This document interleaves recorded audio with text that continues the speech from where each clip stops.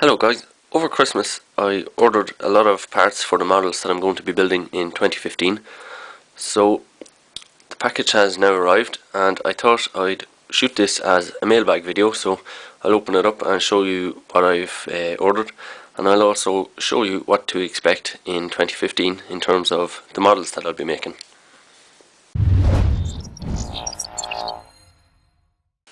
So this package is going to mostly contain motors and a few parts to modify different tractors. I chose to order them from Modellbau-schulte because I've ordered from them before and they're a little bit expensive, and I think it's a kind of small operation, so there might only be one guy running the whole thing. So it's a little bit more difficult to deal with in terms of shipping because they're maybe not set up as well as some of the bigger companies would be, and also they aren't really set up for PayPal. So what you do is you place an order and then you email them. Their normal order system only really works for Germany, but if you email them, they're happy to work with you.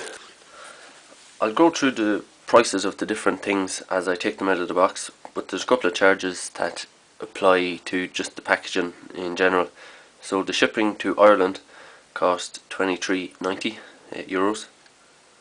and the transaction, because it was through PayPal, they obviously have to cover the charges, and that cost €7.88 for that. So those are a couple of extra charges that you might encounter if you're ordering a package like this. Well, first thing on the top here, these little wheels. I don't actually remember ordering them, but they are €1.20 for the set of 4.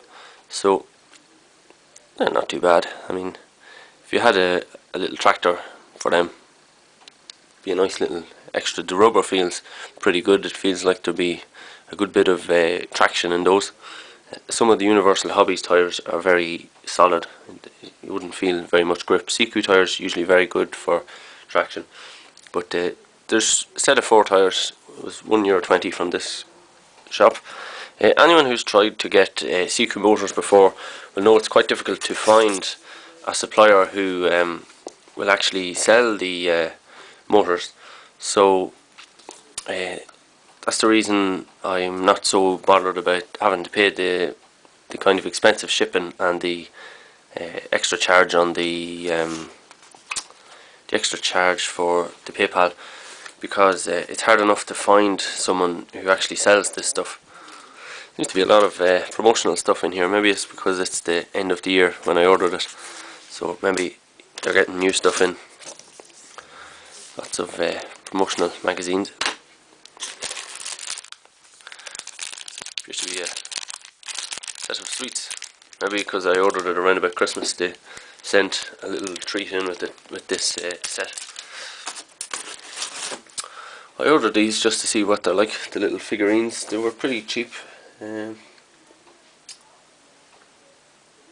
was €5 for the set of these. I'm going to see if I can use them to hide some electronics in some way, but it's probably unlikely. But we'll see how it goes. Now this is what I was really ordering these different things for. It was the wheels that I wanted to try out, because I want to try and change the tyres on the Ford TW35 model. So there's a lot of different tyres here, different sizes, and I ordered these because I want to change the tyres on the Ford TW35, and it was a little bit difficult picking what size of tyre was going to suit it. So I just decided to get a lot of different tyres, and I'll have plenty of tyres if I ever want to change the wheels on anything else in the future.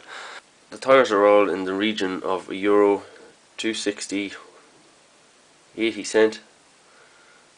Yeah, I think 360 is the most expensive tyres.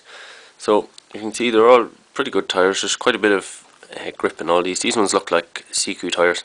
So yeah, I'd say they're CQ ones, the Trelleborg one. Because there's Trelleborg tyres on the Fent, and they're very good tyres as well. These ones are obviously not as well made, but they're pretty. They feel pretty good there, so it should work all right then. We have other rear tires here. See, lots of different sizes. So I figured since I was going to be ordering, I'm going to have to pay a lot for shipping anyway, I'd get lots of different things instead of having to try for another order later on then. So they're probably off a fent maybe. There's obviously another set of tyres. Has the front wheels as well. Another smaller set of Trelleborgs. They're probably a better fit for the Ford. They're a good bit smaller. But one thing that was particularly difficult to find, this is the motor for the tailgate on the low loader that comes with the Scania R620. So I needed one of those, and this is pretty expensive. It was $16.90. This.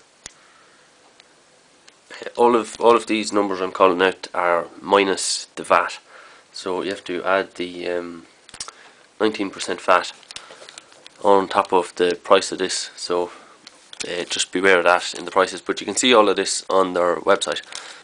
Modellbau-schulte is the website that I bought all this stuff from. Next thing we have wheel weights. So I figured that if I'm going to be modifying the wheels on the Ford, they're maybe not going to be as good looking as they were coming out of the factory, so I might need to hide some different things.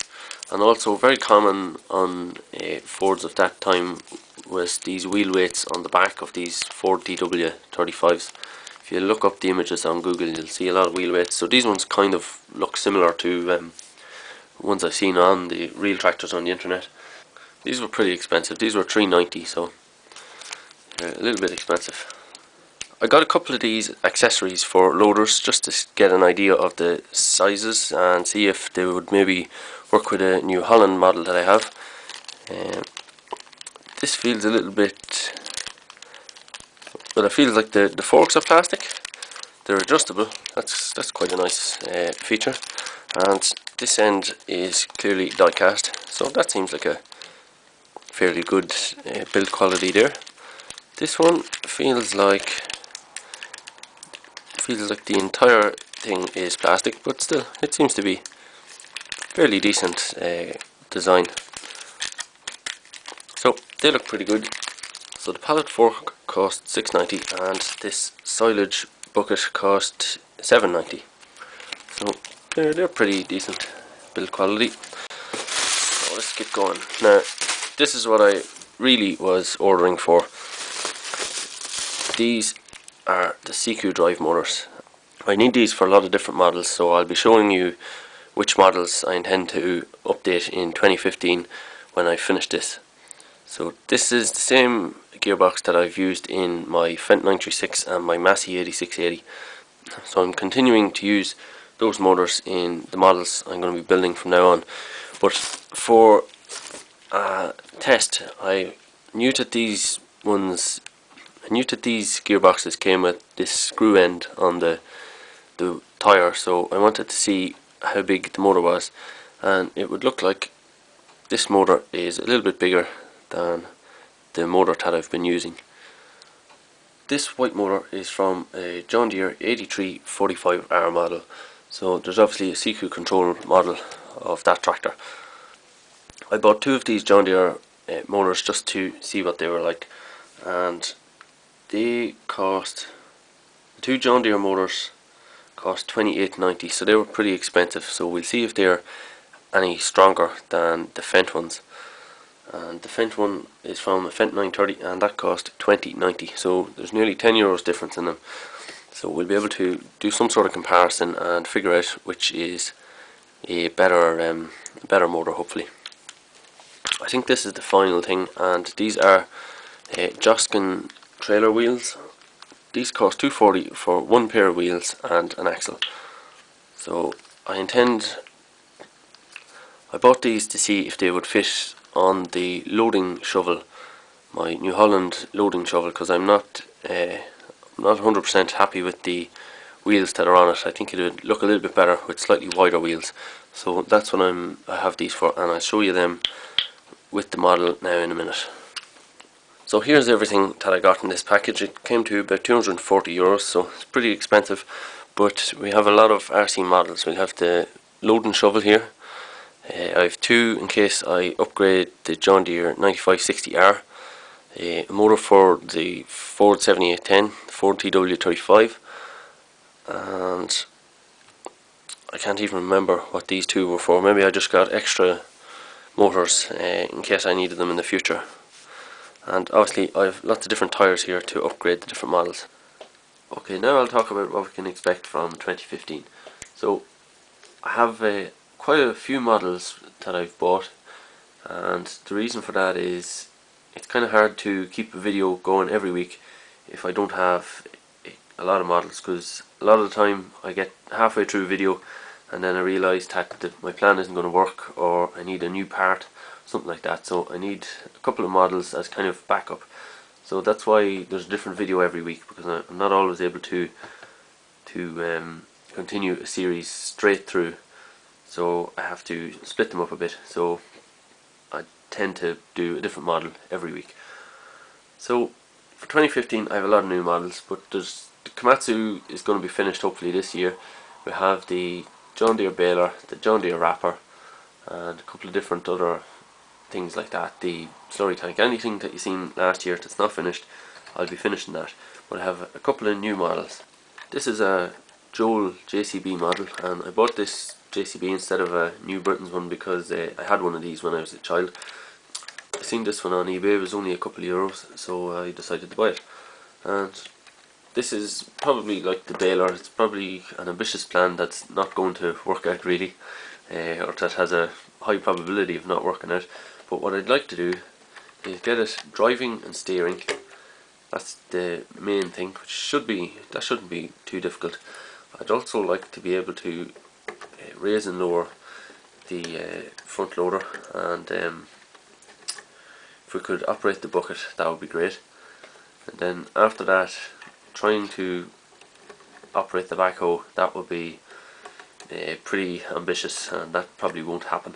But pretty sure we can get it driving, probably be able to get the front loader working, add some LEDs, and that would be a pretty good model. So for this one, from our Mailbag, we need one of these motors that should be able to fit up into the model, maybe like this, at an angle like that, and then we can drive the rear wheels. Now, you see the rear wheels on this actually are steerable, so obviously that's not going to be possible to add steering and drive wheels on a model this small. So this is going to be a fixed axle, rear axle on this model, but I'll be able to use this steering rack in the Liebherr model, because I need a steering rack for that. So I'll just take this out, replace it with this, and I'll use the steering rack in the Liebherr. That's another benefit to this model.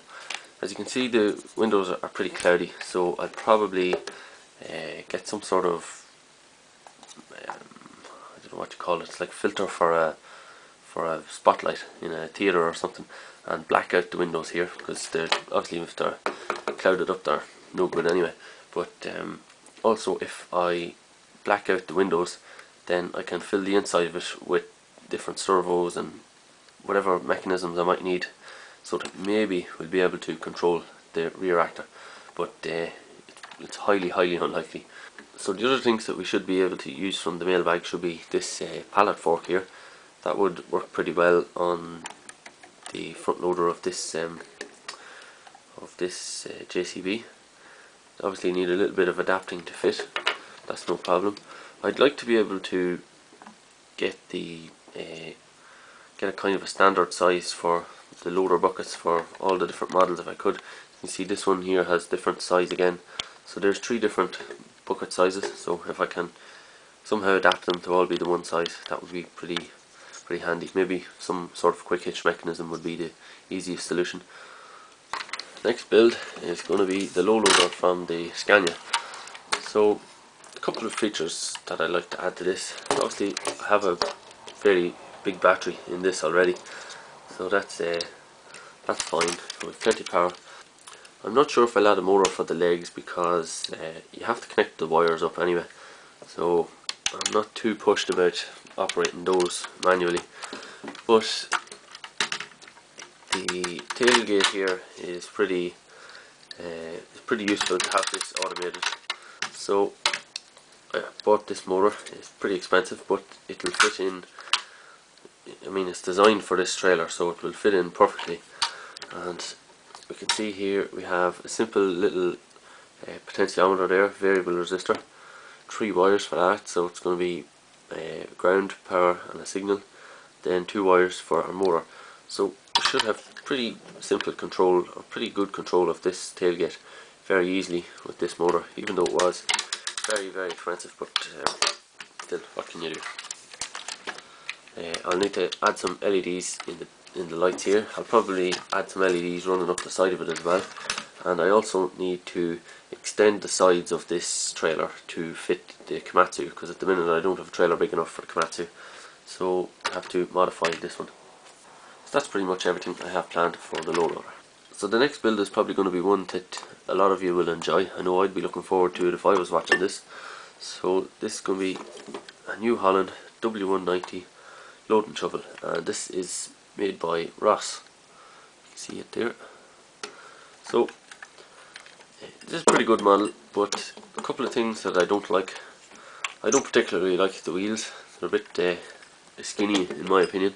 Not that there's anything wrong with them, but I just thought that if I was going to be buying tyres for the other tractors, buying the motors, I might try and get some wider tyres that might suit the model a little bit better.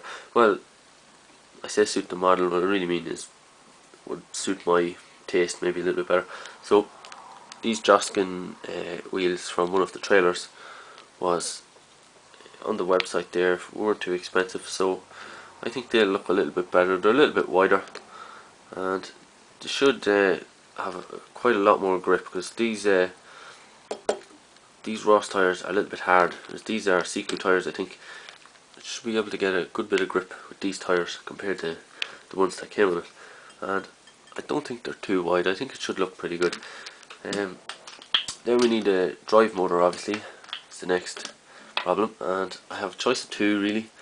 I can use these white ones, which I think come off the John Deere 7R model, or the ones that I've used before, which come off the Fendt 930 model.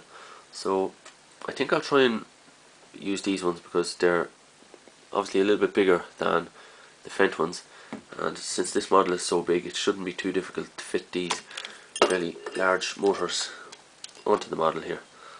So it'll just be a matter of cutting out a bit of space at the back of the model here. So we'll probably just cut a square out of here, maybe add a plate that surrounds this on here so I can screw it straight into the body there. Shouldn't be too hard. It looks like most of the model screws apart. The Universal Hobbies models, which are very hard to get apart, is not great for upgrading for RC, so anything that comes with screws like this is pretty beneficial, and anything that comes with big square sections like this, pretty good for hiding motors and stuff like that. So I think I'll go with these 7R motors for that. And obviously we'll need some servos to control the bucket here. At the minute the bucket doesn't really tip forward far enough to dump anything. I don't know why that is. I don't know why they designed it like that, but that's the way the model is. So I might have to actually get rid of most of this stuff to get the bucket to move in a way that I'd like. I'll also probably put a servo inside this front section here to raise and lower this boom. I should be able to get metal gear servos that are small enough to fit in there. I think trying to do it with a screw mechanism on a N20 gear motor could be a little bit too difficult. It might be just a little bit too big for that. So I'll try and get some metal gear servos to sort that out. Then obviously we add some LEDs to the cab around a bit here, add the indicators, brakes to here, and then that should be pretty much that model good to go. So the next model that I'm going to be trying to convert this year will be the Ford 7810. This is quite a nice model, so it'll be a pity to destroy it, but I'll do my best not to. I think because it's such a small model, we're going to have to just try and get steering and drive and as many LEDs as we can get fitted on it. So we could probably get some SMD LEDs in here instead of these fake lights, so that would look fairly good. For the lifting arms, I don't think I'm going to try to add a servo for them. I think I'll just leave them as they are, and just leave them manual basically, because trying to fit a servo in is probably going to be pushing it. So if we take a look at the motor, it's going to take up quite a bit of space behind the wheels of this tractor, no matter what way I place it. So I don't really think I'm going to have room for fitting a servo for the lifting arms.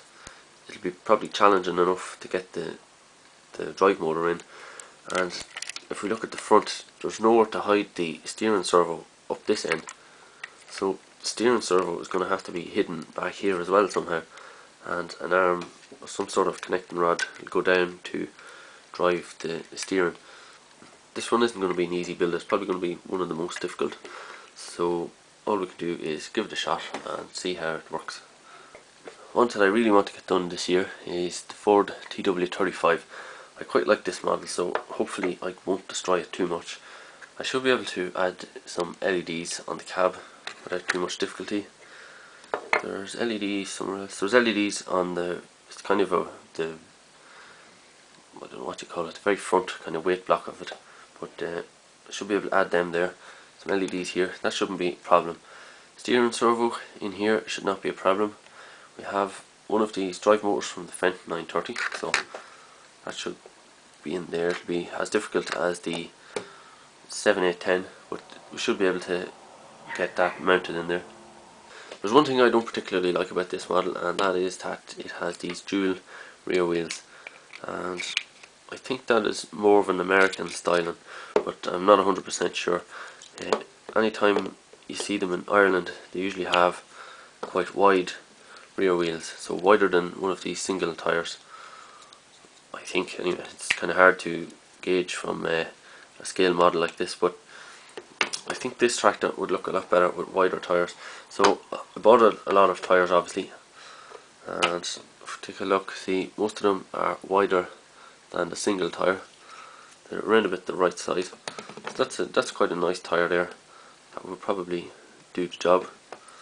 These are Trelleborg, so they're probably Siku, but obviously I ordered other ones. These are clearly way too big. I've ordered 4 of these, so maybe I thought I was going to put them on the New Holland, but they're absolutely massive, so obviously they wouldn't fit in the New Holland. I seem to have a set here that look very similar. I don't think they're off the same tractor. They could be. They've quite a wide rear wheel there. Doesn't have as much tread on it as this tyre, so I'm not 100% certain whether I'll take this tyre with the good tread or this wider tyre, because obviously the wider tyre would be give us a little bit more grip when we're trying to pull something, and also since they kind of look like to match these front tyres, and these front tyres are roughly the right size for this, I might put these wider tyres on the front of the Model 2, which would probably improve it a little bit.